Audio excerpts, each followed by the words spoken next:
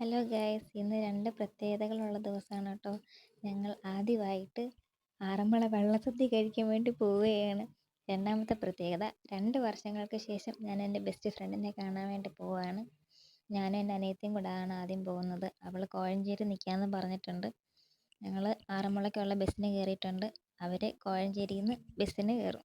അവളും അവിടെ ഒരു ഫ്രണ്ടും കൂടെയുണ്ട്.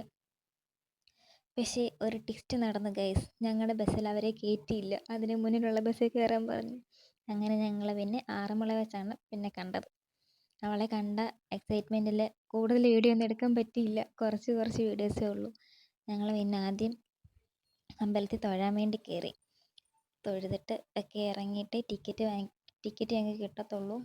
ടിക്കറ്റ് വള്ളക്കാരുടെ അല്ല, വള്ളക്കാർ വന്നു കഴിഞ്ഞിട്ട് ഞങ്ങൾക്ക് ടിക്കറ്റ് കിട്ടത്തുള്ളൂ. അങ്ങനെ അമ്പലത്തിലൊക്കെ നിന്ന്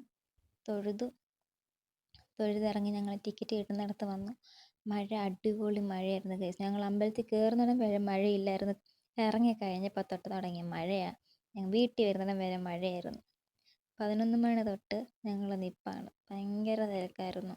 ഈ തിരക്കിൽ കിട്ടുമെന്ന് പോലും പ്രതീക്ഷിച്ചില്ല. നല്ല തിരക്കുണ്ടായിരുന്നു.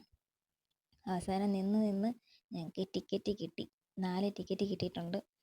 തിരക്കിൻ്റെ ഇടയിൽ ഇടിച്ച് കയറാൻ വേണ്ടി ശ്രമിച്ചു. പക്ഷേ ഒന്നാമത്തെ, രണ്ടാമത്തെ പന്തി ഞങ്ങൾക്ക് സീറ്റ് കിട്ടിയില്ല. 3ാമത്തെ പന്തിയിലാണ് ഞങ്ങൾക്ക് സീറ്റ് കിട്ടിയത്. സമയം ഇപ്പം തന്നെ 2:15 അങ്ങനെ സദ്യ വന്നു. ചോറ് വന്നതിൻ്റെ സന്തോഷത്തിൽ കഴിക്കുന്ന വീഡിയോ ഒന്നും എടുക്കാൻ പറ്റിയില്ല. അവസാനം കഴിച്ചു കഴിഞ്ഞു. എങ്ങനെ ഉണ്ടായിരുന്ന ഹർഷ ഫുഡൊക്കെ? അടിപൊളിയായിരുന്നു. എത്ര നേരം നമ്മൾ നിന്നു? 2-3 മണിക്കൂർ.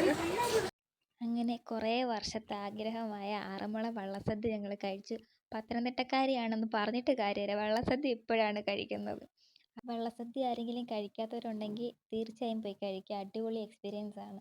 2-3 മണിക്കൂറത്തെ തെള്ളൊക്കെ കൊണ്ട് ആ വെള്ളസദ്യ കിട്ടുമ്പോൾ കഴിക്കുമ്പോൾ ഉള്ള സുഖമുണ്ടല്ലോ, അത് അനുഭവിച്ച് തന്നെ അറിയണം. കേസ് അങ്ങനെ ഞങ്ങളുടെ നാട്ടിലെത്തിയിരിക്കുന്നു. ഒരാൾ ചെരുപ്പൊക്കെ ഒരു കൈ പിടിച്ചു. എങ്ങനെ ഉണ്ടായിരുന്നു മൂസ വള്ളസദ്യ? ചാവാതെ ജീവൻ കിട്ടിയത് ഭാഗ്യം. ഇനിയും വള്ളസദ്യക്ക് പോകുന്നുണ്ടോ? എൻ്റെ ജീവിതത്തിൽ ഞാൻ പോകത്തില്ല വള്ളസദ്യക്ക്. മതിയായോ? അപ്പോൾ ഓക്കെ ഗൈസ്, ബൈ.